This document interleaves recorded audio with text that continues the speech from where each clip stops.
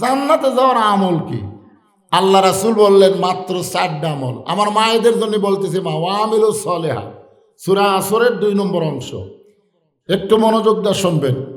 1 নম্বর, মেয়েদের জন্য 1 নম্বর আমল হচ্ছে নামাজ। দেখবেন অনেক মেয়েরা এই রোজার মাসে রোজা থাকে কিন্তু নামাজ ঠিক মতো পড়ে না, এরকম মেয়েরা আছে না নাই?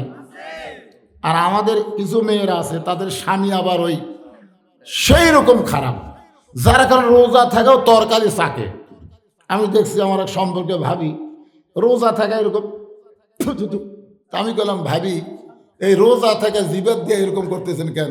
কয়, তোর ভাই এতই খারাপ ভাই, খাবার বসে যদি ইফতারের সময় একটু লবণ বেশি হয় কম হয় তাহলেই একেবারে থালি ফেলে দেবে, মানে রোজা থাকবার চায় না, বুঝলেন? বউ জোর করে রোজা রাখায় আর ইফতারের যায় খালি ভুল ধরে। এখন বউ কি করবি? এই জন্যে রোজা থাকা ওটা চাকে, আছে না নাই? দরকার আছে না নাই? আপনারা বলেন তো, যে বউ রোজা থেকে ইফতারি পাক করে, তরকারি পাক করে, খাবার পাক করে আপনার সামনে দেয়, সেই বউয়ের যদি সামান্য ত্রুটি হয় আপনার রাগ করা যাবে? আল্লাহ রাসূলের সামনে মা আয়েশা 2টা তরকারি দিল। রাসূল 2 তরকারি চাইকে দেখলেন একটা থেকে লবণও নাই ঝালও নাই। আল্লাহ রাসূল বলেন, এই 2 তরকারির মধ্যে এটা আমার খুব পছন্দ হয়েছে, আমি এটা একাই খাবো। মা আয়েশা খুব খুশি। রাসূল যখন খাওয়া শেষ করলেন, মা আয়েশা চিন্তা করতেছে এতই স্বাদ হলো, এটা সবই খেলো, সামান্য একটু লাগে আছে, আঙ্গুল দিয়ে মুখে দিয়ে দেখে, ওরে বাবারে, লবণও নাই ঝালও নাই। ইয়া রাসূলুল্লাহ, হুজুর এই তরকারি আপনি কেমনে খাইলেন? আল্লাহ নবী বলেন, আয়েশা অন্য কেউ যদি তরকারি খাইতো তোমার দুর্নাম হতো, তুমি কষ্ট পাইতা। আমি রাসূল একাই খাইছি, যেইটা ভালো সেইটা তোমাদের জন্য রাইখা দিয়েছি। সুবহানাল্লাহ। এটা হলো আমাদের নবীর চরিত্র। আর আমাদের চরিত্র কি? তার কি হুঁশ নাই? হ্যাঁ, যখন করোনা শুরু হয়েছিল তখন সব হাফেজি মাদ্রাসা খোলা, সব প্রাইমারি বন্ধ। আপনার তো তখনই একটা বুদ্ধি নেওয়া দরকার যে করোনার সময় হাফেজি মাদ্রাসা খোলা, প্রাইমারি বন্ধ কেন? হাসান হক ইনু প্রধানমন্ত্রীকে বলল যে প্রাইমারির বাচ্চারাও ছোট, হাফেজি মাদ্রাসার বাচ্চারাও ছোট, তো করোনা যদি ধরে সবাইকে ধরবে, তা আপনি প্রাইমারি বন্ধ করে দিলেন, হাফেজি মাদ্রাসা খোলার অনুমতি দিলেন কেন? প্রধানমন্ত্রী তখন বলল, ইনু সাহেব, প্রাইমারি হলো নাপাক আর হাফেজি মাদ্রাসা হলো পাক। জোরে খান সুবহানাল্লাহ। ওদের ওসিলায় ওদের কোরআন তেলাওয়াতের ওসিলায় আল্লাহ হয়তো করোনা থেকে বাংলাদেশকে হেফাজত করবে। যে ঘনবসতি বাংলাদেশ, করোনা যদি ঘনবসতি বাংলাদেশকে ধরত তাহলে লক্ষ লক্ষ মানুষ মারা যেত। জোরে কোন কথা ঠিক কিনা? শুধুমাত্র এই কোরআনের ওসিলায় করোনা নামক গজব থেকে আল্লাহ আমাদের বাংলাদেশকে হেফাজত করছে। জোরে কোন সুবহানাল্লাহ। একটু মনোযোগ দিয়ে শুনবেন। আমার মায়েরা যারা পর্দার অন্তরালে, নারীদের জন্য 1 নম্বর হলো পর্দা। নারীরা যদি পর্দার মধ্যে থাকে, ওই পর্দানিশী মায়ের পেট থেকে যেই সন্তান হবে সেই সন্তান আল্লাহর ওলি হবে। একটা পর্দানিশী মেয়ে, তার নাম হলো উম্মুল খয়ের ফাতেমা। উম্মুল খয়ের ফাতেমা, তার একটা ছেলের নাম হলো আব্দুল কাদের। জোরে বলেন, ছেলের নাম কি? আব্দুল কাদের।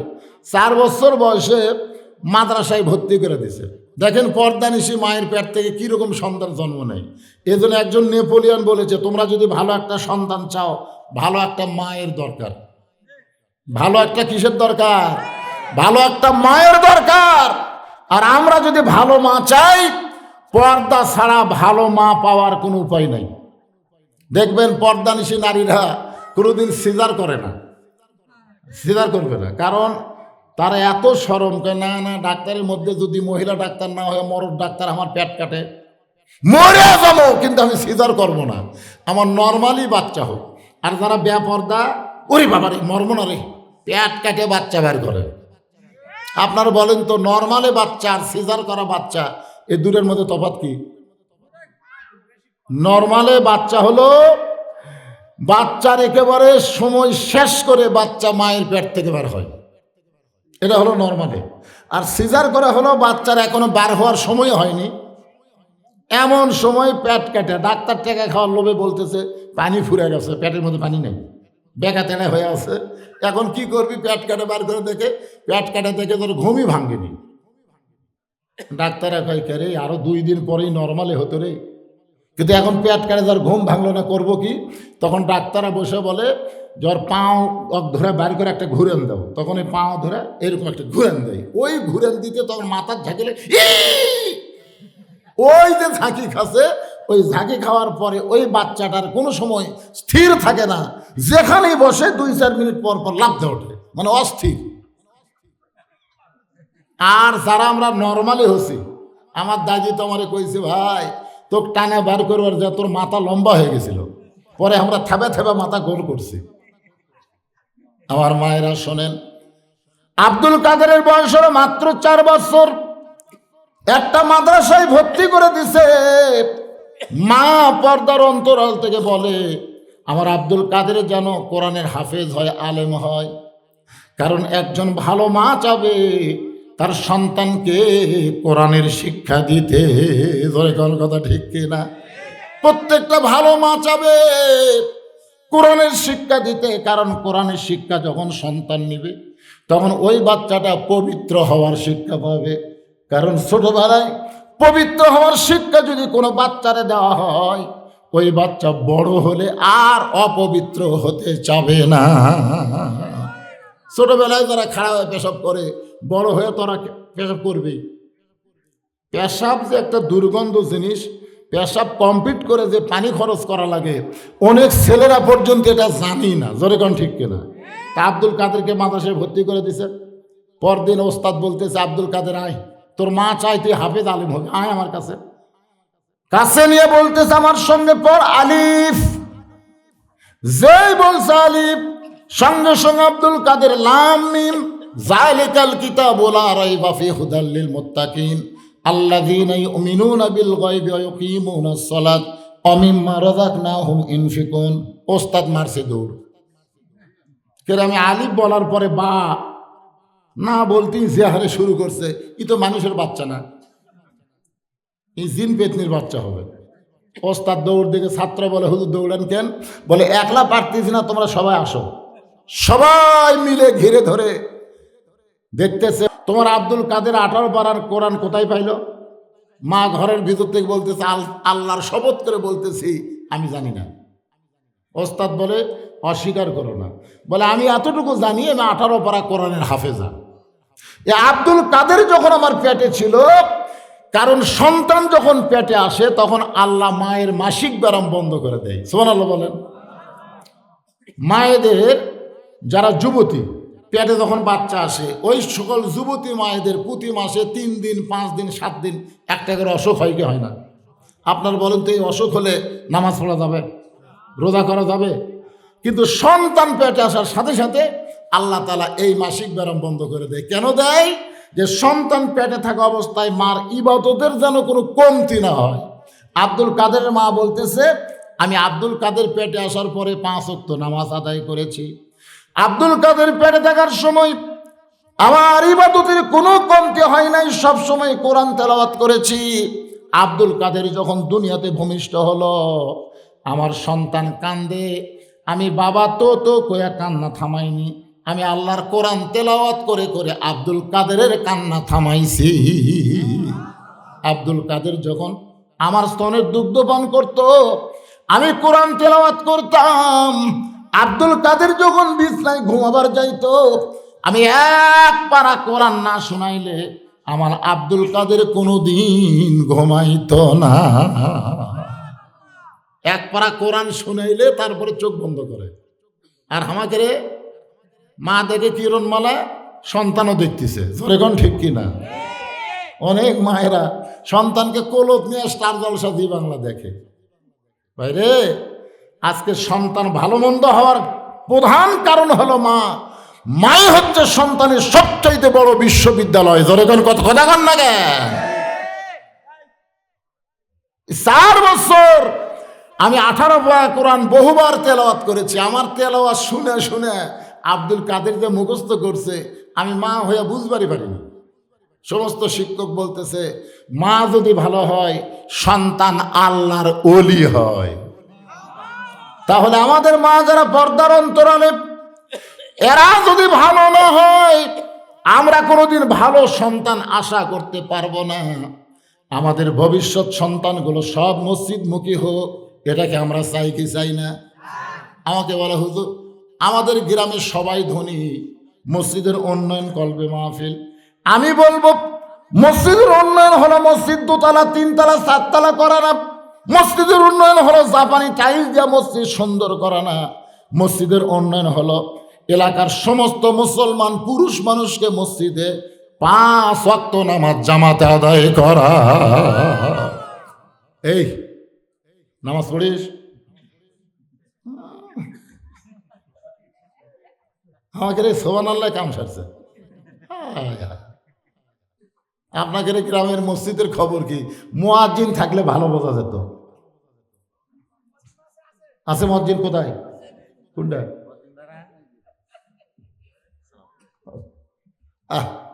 আল্লাহ রাসূল বসেন, বাবা বসেন। আল্লাহ রাসূল বেলালকে বলতে আয় তো আমার কাছে আয়। তো বেলাল বলে হুজুর আমি আপনার কাছে আয়। বেলাল যে নবীর কাছে গেছে, আল্লাহ রাসূল বলতেছে বেলাল তুই না আমার চাইতে আধ হাত খাটো। হযরত বেলাল কয় হুজুর আপনি হলেন ইমাম, আমি মুয়াজ্জিন। আপনি আধ হাত লম্বা, আমি আধ হাত খাটো। আল্লাহ রাসূল বলে দুনিয়াতে খাটো রে, কিন্তু হাসরের ময়দানে তুই আমার চাইতে 1.5 হাত লম্বা। বেলাল কয় হুজুর কি কন, কোথায় আপনি আর কোথায় আমি? রাসূল বলল বেলাল আমি কোনো কথা আমার ইচ্ছাই বলি না, আল্লাহ বলাইছে প্রত্যেকটা মুয়াজ্জিনের মাথা হাসরের ময়দানে সব চাইতে উপরে থাকবে, শুধু মাথা উপরে থাকবে না, মাথাতে আল্লাহ তাআলা নূরের একটা টুপি পরায় দিবে। আপনারা বলেন তো আসসালাতু খায়রুম মিনান নাওম শোনার পরে আপনারা ঘুম থেকে চেতন পান, কিন্তু মুয়াজ্জিনকে চেতন করে কে? তাহলে প্রত্যেকটা মুয়াজ্জিনের নাম হলো আল্লাহ। আল্লাহর আযানে মুয়াজ্জিনেরা চেতন পায়, আর সেই মুয়াজ্জিনের নামাজ পড়ে না শালারা, খালি দোষ ধরে। জোরে কোন কথা ঠিক না? আর এলাকায় এক বুড়া সারা জীবন শয়তানি করছে, বুঝলেন? এই বুড়া বয়সে ভালো হয়েছে, ভালো হয়ে ওই আযান দেওয়ার আগেই মসজিদে আসে। যারা সারা বছর নামাজ পড়ছে ওরা চান্স নাই। হায় হায় ওরা সামনে কাতারে বসে গেছে। হায় হায় সর্বনাশ। প্রথম 5-7 দিন ভালোই দেখা যায়, তারপরে তখন আস্তে আস্তে ওই শালার আর নাই, আর নাই। কেরে কুটি গেল রে নাই। আবার শেষের দিকে যায় ওরা আবার ফেরত আসে। জোরে কথা কন না কেন? আপনাদের এলাকা তো এরকম আছে, আমার এলাকার কথাই বলতেছে। হায় হায় হায়। কি মুয়াজ্জিন সাহেব খবর ঠিক আছে? আল্লাহ খবর ঠিক আছে।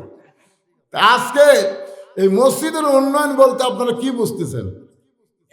হ্যাঁ, সমস্ত মুসল্লিরা ধনী, সব মানুষ এই গ্রামের ধনী। মসজিদ এরকম থাকবে কেন? আপনারা বলতেছেন মসজিদ আমরা জাপানি টাইল দিয়ে মুড়ে দেবো, সেই রকম সাইজ করবো, মডেল মসজিদ বানাবো। খালি মডেল মসজিদ হলে হবে না, মডেল মুসল্লি হওয়া লাগবে। জোরে কোন কথা ঠিক কিনা? মডেল মুসল্লি বোঝেন? আল্লাহ রাসূল আসরের নামাজ ইমামতি করবেন। হযরত বেলাল আকামত দিচ্ছেন। এমন সময় রাসূল তাকায় দেখে ডান পাশে একজন সাহাবী তখনও বসে আছে। বেলাল যখন বলে কদ কামাতিস সালাহ, এরপরেও ওই সাহাবী বসে আছেন। আল্লাহ রাসূল বললেন কুমু লিল্লাহি কানিতিন। সাহাবী রে, মুয়াজ্জিন আযান দেয়, তুমি নামাজের জন্য দাঁড়াও, তুমি বসে আছো কেন? সাহাবী কান্দের বলে রাসূলুল্লাহ আমি দাঁড়াবার চাই, কিন্তু 3 দিন হলে না খাওয়ার কারণে আমার দেহ এত দুর্বল হয়ে গেছে, আমি দাঁড়াবার চাই কিন্তু আমার মাথা চক্কর দিয়ে ওঠে। আল্লাহ রাসূল বললেন ওসমান, নামাজ যখন শেষ হবে তোমার এই ভাইটাকে তুমি এমন খাবার দিবা আর যেন না খেয়ে থাকা না লাগে। বাজান, আল্লাহ রাসূল বললেন আজকে তুমি বসে নামাজ পড়ো, নামাজ শেষ হওয়ার পরে ওসমানের কাছে যাবা, ওসমান এমন দেওয়া দিবে তোমার আর না খেয়ে থাকা লাগবে না।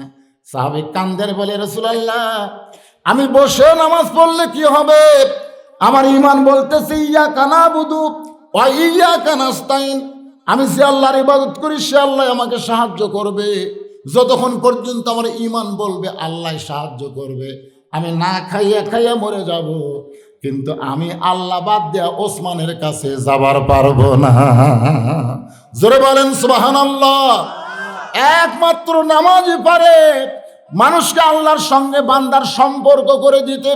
আল্লাহ রাসূল বলেন, তোমরা যখন কবরে যাবে, কবরে যাওয়ার পরে প্রথম প্রশ্ন করা হবে মান রব্বুকা, তোমার রবকে। প্রথম প্রশ্ন হবে মান রব্বুকা, তোমার রবকে। তখন সঙ্গে সঙ্গে আপনার নামাজ আপনার পক্ষে দাঁড়িয়ে যাবে। মুনকির নাকিরকে নামাজ বলবে, এ মুনকির নাকির, যেই মানুষটা আরামে ঘুম দিল তাকে কিসের প্রশ্ন করতেছ? মুনকির নাকির বলে, তুমি কে? আমরা যাকে প্রশ্ন করব সে তো ঘুম পাড়তেছে, নামাজ বলতেছে তাই ঘুম পাড়বে, তার পক্ষে আমি উত্তর দিবার চাই।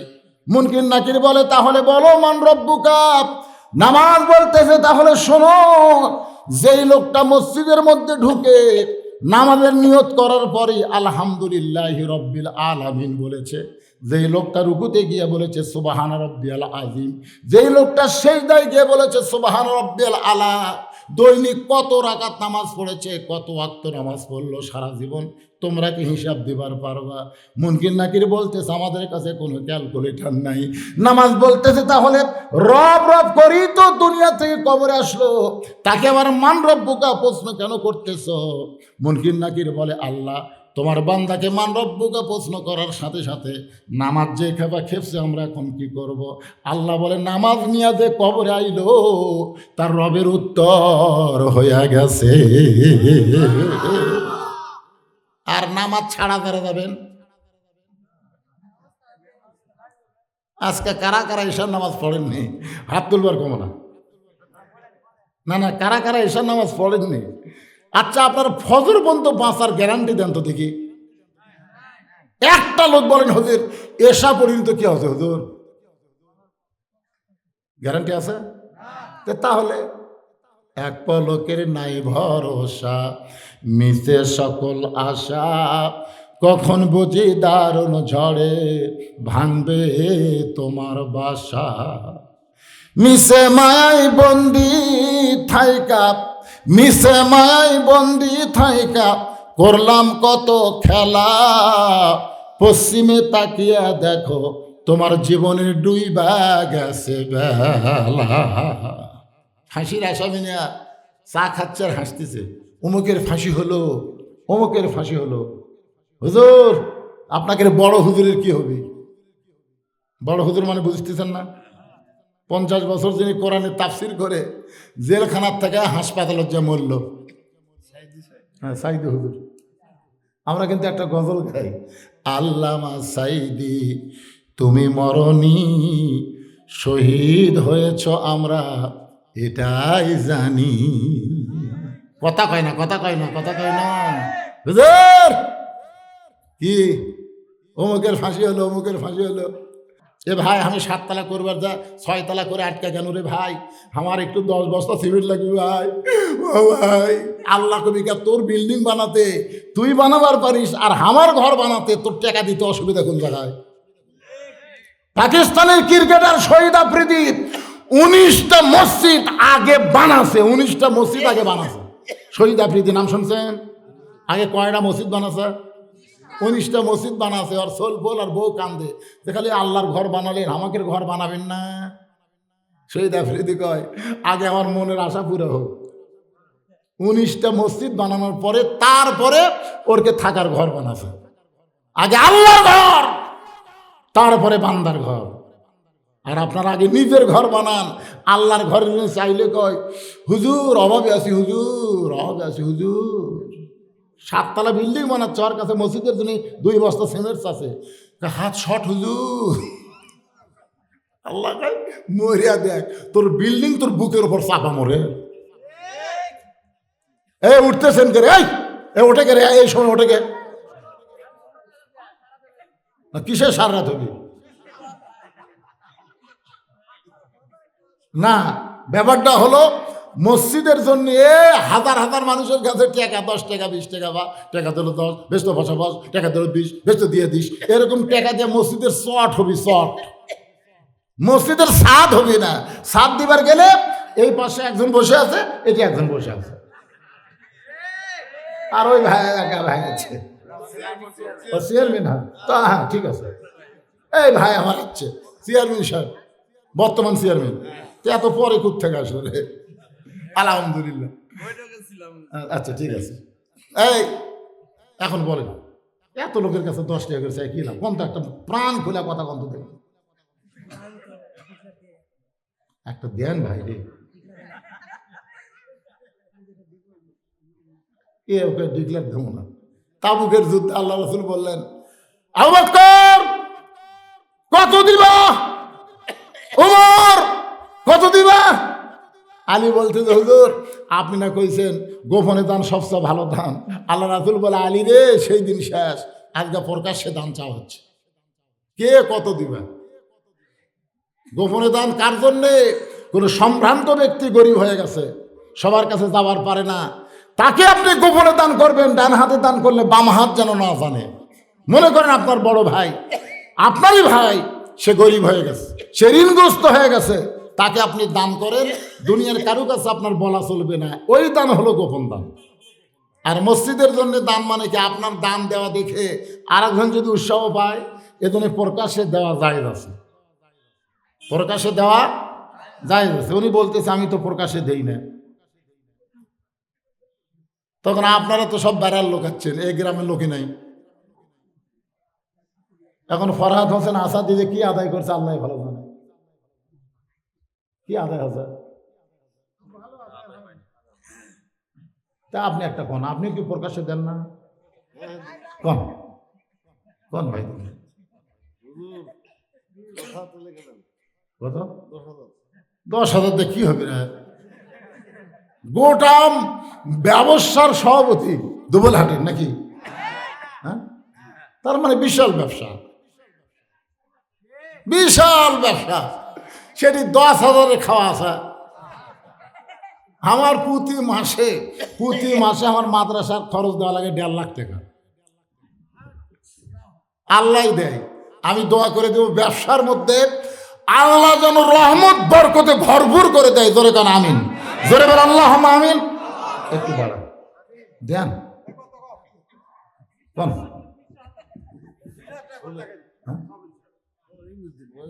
না 20,000 কোন কোন দেখ। আচ্ছা ঠিক আছে, হুজুর যেহেতু বলতে 20,000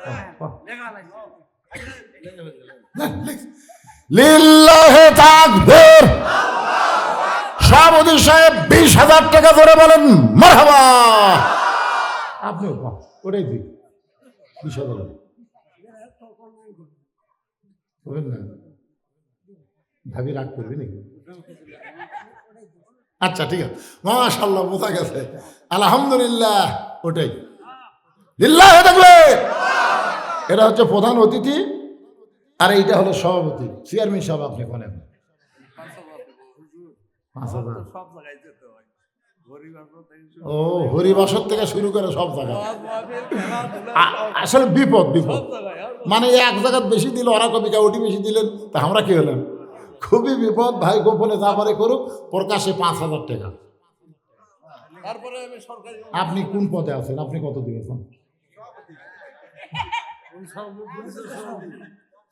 এ ভাই 5টা মিনিট মসজিদের জন্য মুসল্লি হয়ে গেছে।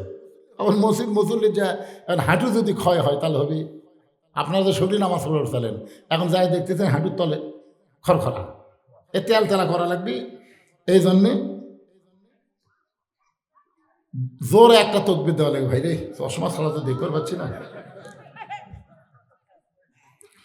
মোহাম্মদ অলিউল হক অত্র মসজিদের সভাপতি সাহেব 50,000 টাকা ধরে বলেন মারহাবা লিল্লাহি তাকবীর। মসজিদ হবি না, সুবহানাল্লাহ। এই সেক্রেটারি সাহেব কোটি গেল? কোনটা সেক্রেটারি? হ্যাঁ না, সেক্রেটারি সাহেব নাই। লাইন মতো ধরা লাগবে ভাই। হ্যাঁ, সেক্রেটারি সাহেব আসেন। মসজিদের সহসভাপতির নাম কম, সহসভাপতি কে? মোহাম্মদ এরশাদ আলী ভাই কোথায়? এই এরশাদ ভাই নাই, এরশাদ ভাই নাই। মাশাআল্লাহ, কয় হাজার ভাই? এরশাদ ভাই কোন? কত? এই কত? এই 5,000। মাশাআল্লাহ, 5,000। সহসভাপতি এরশাদ ভাই 5,000 ধরে বলেন মারহাবা। এই সেক্রেটারি গিয়ে আসেন। আদায়ের সময় যদি সেক্রেটারি ক্যাশিয়ার এগুলো না থাকে তাহলে কখন থাকবে না? আর আপনারা এই মাহফিল কমিটির যুবক তোমরা কোথায় বাজান? ভিতরে গামছালিয়া নামো। 10 টাকা 20 টাকা যারা বাইর থেকে আইছে তারা যা দিবে সেটা আল্লাহ বরকত দিবে। 10 হোক 20 হোক 50 হোক 100 হোক, যে যা পারবে তোমরা ভিতরে গামছা নিয়ে নামো, ব্যাগ নিয়ে নামো, সবাই দান করবে। আজকের দান আল্লাহ জান্নাতের বিনিময়ে যেন কবুল করে। আগামীকাল থেকে তারাবি শুরু হবে, রমজান মাস আসতেছে। আল্লাহ যারাই দান করবে ফজর থেকে নামাজ শুরু করে 30টা রোজা আল্লাহ তাদের থাকার তৌফিক দাও, ধরে কোন আমিন। হ্যাঁ, বাজান গামছানে ভিতরে যাচ্ছে, সবাই আল্লাহর হস্তে দান করবেন, যিনি যা পারবেন আল্লাহর হস্তে দান করবেন। সেটাই সব আসেন। আমার মায়েরা বোনেরা পর্দার অন্তরালে বসে আছেন, মা আপনাদের বাপ মা যাদের কবরে গেছে, বাপ মা রুহের মাগফিরাতে আল্লাহর হস্তে দান করবেন, আমি দোয়া করে দেব। এই উঠে যাই কেন? যাবেন কেন? আমি তো শেষ করিনি। সূরা আসরের 4টা বিষয় হবে। হ্যাঁ বললাম তো। হ্যাঁ, মায়েদের কাছে যান, বিশ্বস্ত লোক যাবেন। এখনো হেরোইন খোর গাঁজাখোর বেশি আছে, অন্য কেউ আদায় করলে অন্য দিক দিয়ে আউট হবে। এক জায়গায় বলছি মায়েদের কাছে যান, ওরা মায়েদের কাছে যাইতে মায়ের কাছে আদায় না করে গেল। কে আদায় করলো রে? মানে অন্য একজন তাল বুঝে মেরে দিছে। তো এখন আপনাকে বিশ্বস্ত লোক যারা এই মাহফিল কমিটির লোক তারা যেন মায়েদের কাছে যায়। আমাদের বাংলাদেশের যুবকেরা নিশাখোর, গাঁজাখোর, ইয়াবাখোর কম না বেশি? এরা কিন্তু এই অকাম করে। হ্যাঁ, আদায় করে চলে যায়। আপনারা বলেন তো, দরজা জানলা বন্ধ, গোসলখানা তো জানলা নাই, দরজা বন্ধ করে দিলেন, বন্ধ করার পরে ঠান্ডা পানি আপনার মাথায় ঢালতেছেন, ওই পানি কিন্তু নাকের উপর দিয়া, মুখের উপর দিয়া, বুকের উপর দিয়ে পানি পড়তেছে। আপনার মন কিন্তু বলতে পারে কেউ দেখতেছে না, এক জগ পানি খা। এত তৃষ্ণা নিয়ে রোজা রাখিস, বাহিরের লোকেরা বুঝতে পারবে না, দরজা বন্ধ, এক জগ পানি খা। সঙ্গে সঙ্গে ইমান বলতেছে দুনিয়ার কেউ না দেখলে আল্লাহ দেখবে। এই জন্য যারা কষ্ট করে রোজা রাখবে, আল্লাহ তাদের জন্য 2টা পুরস্কার দিবে। ধরে কোন কয়টা পুরস্কার? 1 নম্বর পুরস্কার হলো ইফতারের সময় বাংলাদেশে বহু ইফতার পার্টি হয়, আবার ইফতার মাহফিল হয়। একটা হলো ইফতার পার্টি, আওয়ামী লীগ করে, বিএনপি করে, জাতীয় পার্টি করে, সব দল থেকে একটা করে ইফতার পার্টি করে। ধরে কোন করে কি করে না? আমরা দেখছি ইফতার পার্টির মধ্যে হিন্দুকেও দাওয়াত দেয়, ইফতার মাহফিলে কিন্তু দেয় না, ইফতার পার্টির দেয়। ইফতার পার্টিতে বারাক হোসেন ওবামা পর্যন্ত দাওয়াত পায়। এটা হলো ইফতার পার্টি। ইফতার পার্টি মানে 15 প্রকার আইটেম হবে, একজন রোজা নাই। জোরে কোন কি নাই? একজনের রোজা নাই। আমি এক ইফতার পার্টিতে গেছি, ওরা খালি বারবার ঘড়ি দেখতেছে আর বলে হুজুর আজকের দিন যা সেই রকম। আমি চিন্তা করলাম ইফতার সামনে নিয়ে এইরকম কথা তো কোনো রোজাদার কর পারে না। আমি আস্তে করে ওকে ডাকলাম, ও যখন কাছে আসলো আমি আর কানে কানে কইলাম তুমি তো রোজা নাই।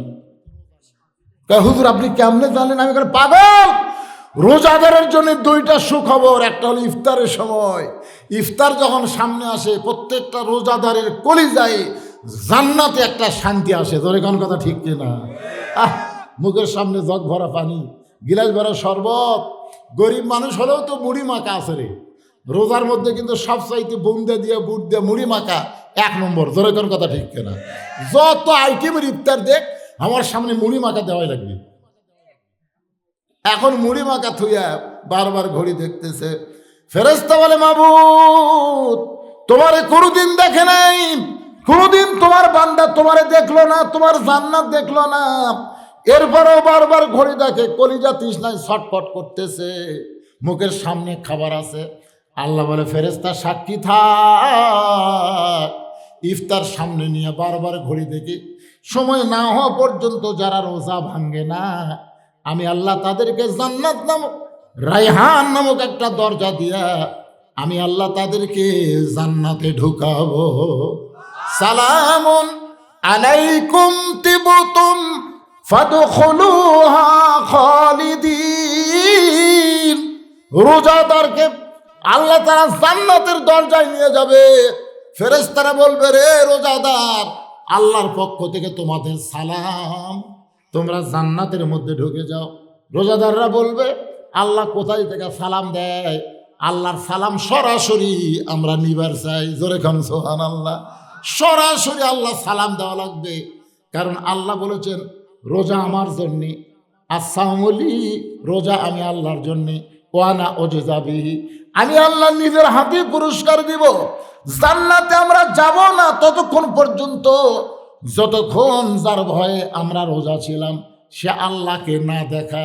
আল্লাহ তাআলা রাসূল বলেছেন আমরা যেমন চাঁদ সূর্য দেখি, প্রত্যেকটা রোজাদার আল্লাহকে চাঁদের মতো সূর্যের মতন দেখে প্রাণ খুশি করে তারপরে জান্নাতে যাবে। আল্লাহ সেই রোজা আমাদের রাখার তৌফিক দান করুক। সকলে বলে আল্লাহুম্মা আমিন। আপনারা হয়তো মরবেন না, মরবেন না। মানুষ যখন অসুস্থ হয় তখন মানুষ মনে করে মৃত্যু আসে পারে, কিন্তু যখন সুস্থ থাকে ওরে বাবা রে। তো যাই হোক, আমি যে কথাগুলো বলতেছি চারটা বিষয়ের মধ্যে 1 নম্বর হলো ঈমান। জোরে করে 1 নম্বর কি? ঈমান যদি ঠিক না থাকে আপনি যতই আমল করেন একটা আমল আল্লাহর দরবারে কবুল হবে না। সাহাবেরা জিজ্ঞাসা করলেন মা হুয়াল ঈমান ইয়া রাসূলুল্লাহ, হুজুর ঈমান সম্পর্কে আমাদের বলেন। আল্লাহ রাসূল বললেন ইকরার বিল লিসান, তাসদিক বিল জানান, আমল বিল আরকান, এরই নাম হলো ঈমান। এখানে কয়টা কথা আছে? একটা হলো জবানে বলতে হবে লা ইলাহা ইল্লাল্লাহ, শুধু জবানে বললে হবে না, কলিজার মধ্যে জায়গা দেওয়া লাগবে।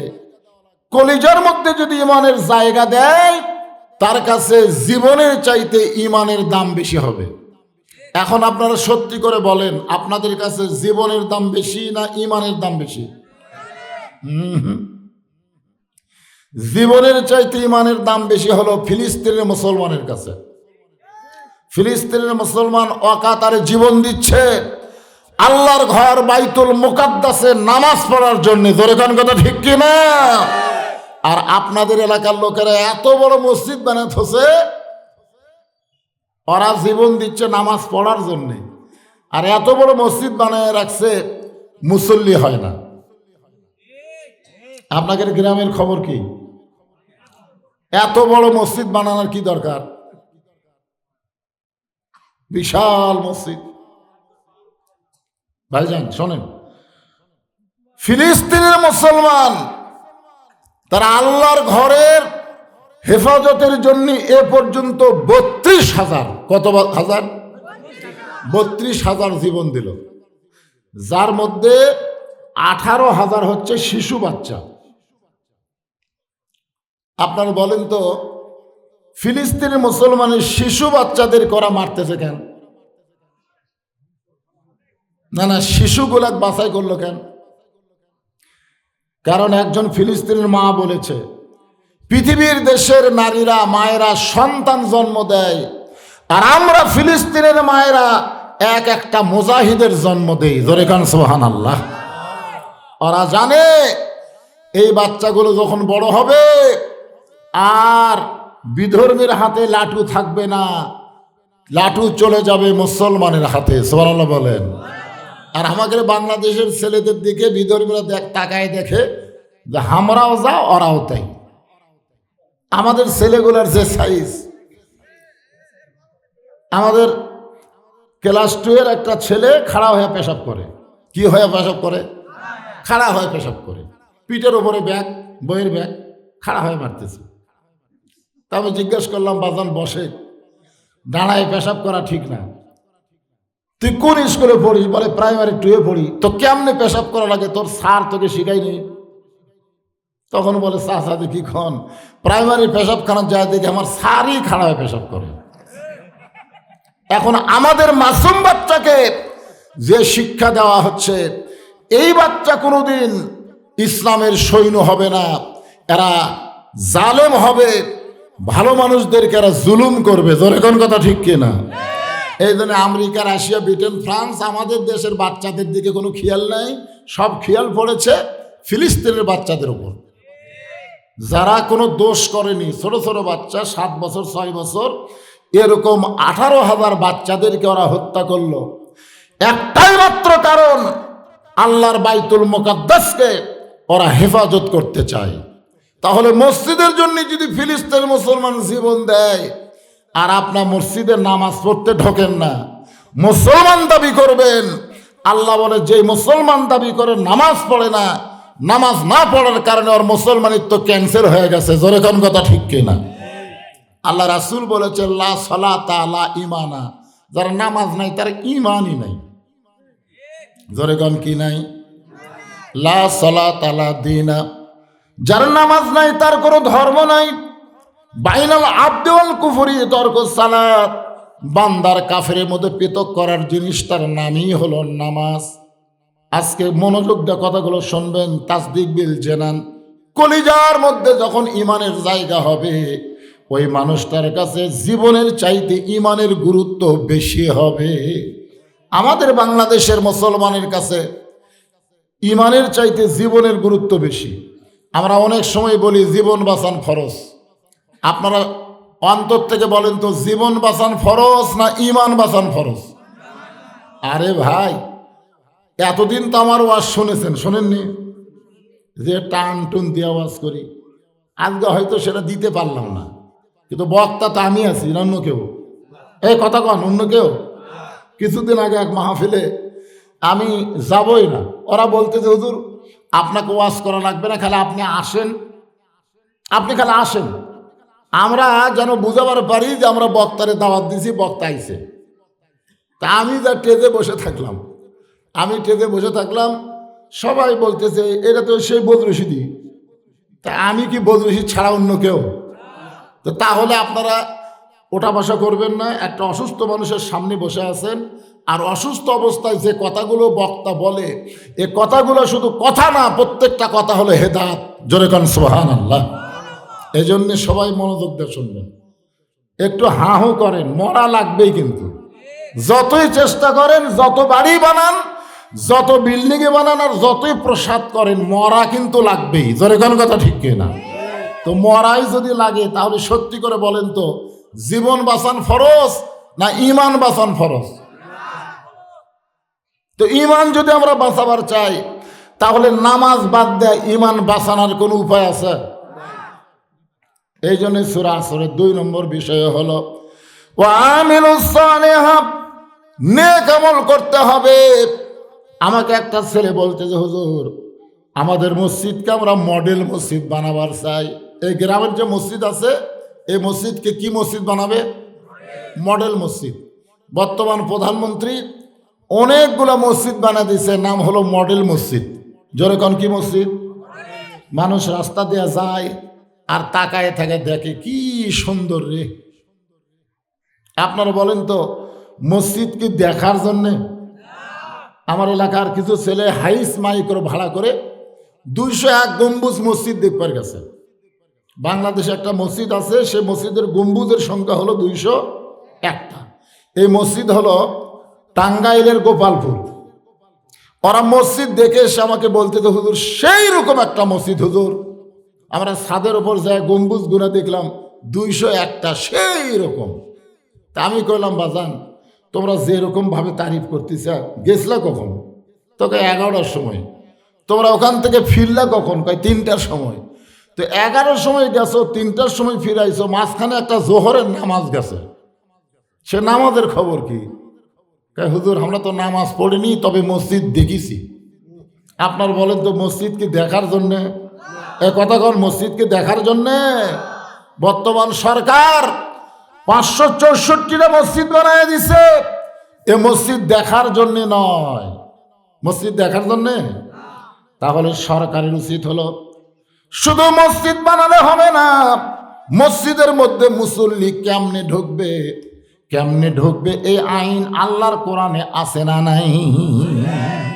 আল্লাহ কোরআনে বলতেছেন আল্লাযীনা ইম্মাক্কান্নাহুম ফিল আরদ, মুসলমানের মধ্যে কাউকে যখন ক্ষমতার চেয়ার দেওয়া হবে, ক্ষমতার চেয়ার পাওয়ার পরে তার 1 নম্বর কাজ হলো 564টা মসজিদ বানান না, 1 নম্বর কাজ হলো পদ্মা সেতু নির্মাণ করা না, 1 নম্বর কাজ হলো 4 লাইন রাস্তা করা না, 1 নম্বর কাজ মাদকমুক্ত সমাজ করা না, 1 নম্বর কাজ বাল্য বিয়া বন্ধ করা না। এগুলো সবই কাজ, কিন্তু 1 নম্বর কাজ হচ্ছে আকামুস সালাত, নামাজ কায়েম করা। জোরে কোন কথা ঠিক কিনা? আজকে যদি আপনারা সত্যি করে একটু অন্তর থেকে চিন্তা করে বলেন তো, মসজিদে আজান দেওয়ার পরে মুসলমান দাবি করে মসজিদের মধ্যে ঢোকে না, আজান শোনার পরে মসজিদের মধ্যে ঢুকতেছে না, কিন্তু কয় হয় মুসলমান। ওর চাইতে বড় জালেম কেউ দুনিয়াতে আছে? সরকার যদি পুলিশদের বলতো যে আজান দেওয়ার পরে মসজিদে না ঢুকে বাহিরে যারা ঘুরতেছে এদের পাছার কাপড় খুলে 10টা করে বাড়ি লাগাও, যদি বর্তমান প্রধানমন্ত্রী আইন করে, আপনারা বলেন তো ছেলেরা কি আজান শোনার পরে বাইরে থাকবে? কিন্তু বর্তমান সরকার পুলিশ দিয়া বেনামাজি জালেমদেরকে কিছুই বলতেছে না, বরং আমাদের মতন আলেমদেরকে ধরার চেষ্টা করতেছে। জোরে কোন কথা ঠিক কিনা? ধৈর্য ধর, তোর পায়ের তলে সন্তানের জান্নাত, তুই মা হবি। এইরকম অধৈর্য হলে মা কেমনে হবি? অনেক কিছু দাদি নানি বোঝানোর পরে মাকে ধৈর্য ধরায়। ধাইমা যখন বাচ্চা বের করতেছে এত কষ্ট মায়ে সহ্য করবার না পারা, দাঁতের উপর দাঁত দিয়ে ধৈর্য ধরে এক সময় মা বেহুশ হয়ে পড়ে যায়, সন্তান প্যাঁ প্যাঁ করে কান্দে, দুনিয়াবাসীকে জানান দিল আমি দুনিয়াতে চলে আসলাম। গোসল করার পরে ওই সন্তানকে যখন মায়ের বুকের উপরে রাখে, সন্তানের দেহের পরশে মায়ের হুঁশ ফিরে আসে। মা তখন বাচ্চাকে বুকের মধ্যে নিয়ে ওই বাচ্চার মুখে কপালে একটা চুমা খায়। দাদি নানি তিরস্কার করে বলে, এরই জন্য গলার দড়ি দিবার চাইলি, এর জন্য বিষ খাবার চাইলি, এর লাত্তি মাইরা ফাইলা দে। মা তখন বলে, দাদি গো, এই কলিজার টুকরার পরও যখন বুকের ওপর পাইছি, ওর লাল মুখে চুমা দেওয়ার সঙ্গে সঙ্গে আমি সব কষ্ট ভুলে গিয়েছি। আজকে আমাদের বাংলাদেশে আল্লাহর কোরআনের হক কথা বলার কারণে মামুনুল হকের মতন মানুষকে জেলখানায় যাওয়া লাগতেছে। কোরআনের হক কথা বলার কারণে অনেক মানুষকে দুনিয়া থেকে বিদায় নেওয়া লাগতেছে। এই কোরআনের হক কথা বলার কারণে নানা রকম নির্যাতন চলতেছে। এত নির্যাতন, এত কষ্ট সহ্য ততদিন পর্যন্ত আমাদেরকে করা লাগবে। মার যতদিন বাচ্চা না হয়েছে মা যেমন কষ্ট সহ্য করেছে, আমাদের কষ্ট সেই দিন ফুরে যাবে যেদিন কোরআন বিজয় লাভ করে বাংলার জমিনে কলেমার পতাকা পথ পথ করে উঠবে। ওই দৃশ্য দেখার সঙ্গে সঙ্গে আমাদের সব কষ্ট ভুলে যাব। অতঃসবর ততদিন পর্যন্ত আমাদের ধৈর্য ধরার দরকার আছে না নাই? আজকে ফিলিস্তিনের মুসলমানেরা ধৈর্য ধারণ করতেছে। আল্লাহ তুমি ইচ্ছা করলে আবাবিল পাখি দিয়া কাবা ঘর তুমি হেফাজত করলে, তুমি তো আবার আবাবিল পাখি দিয়া বাইতুল মুকাদ্দাস হেফাজত করতে পারো, কিন্তু তুমি আবাবিল পাখি না দিয়া ফিলিস্তিনের মাসুম বাচ্চার জীবন নিচ্ছ। আল্লাহ কয়, বান্দা বান্দি শোন, মরা তো লাগবেই রে, মরা তো লাগবেই, কিন্তু যারা আমার ঘরের জন্য জীবন দিল, আমি আল্লাহ ঘোষণা করে দিলাম, ওয়ালা তাকুলু লিমান ইউকতালু ফি সাবিলিল্লাহি আমওয়াতুন বাল আহইয়াউ ওয়ালাকিন লা তাশরু। আল্লাহ আমাদের সকলকে কবুল করুক। সবচাইতে বড় দোয়া, ভাই যারা দাঁড়িয়ে আছেন সবাই বসেন। খুব এমন একটা সময় আপনাদের মাহফিল, আগামীকাল থেকে তারাবি, তারপর দিন থেকে রোজা। এই জন্য সবাই বসেন, আমরা প্রাণ খুলে দোয়া করব।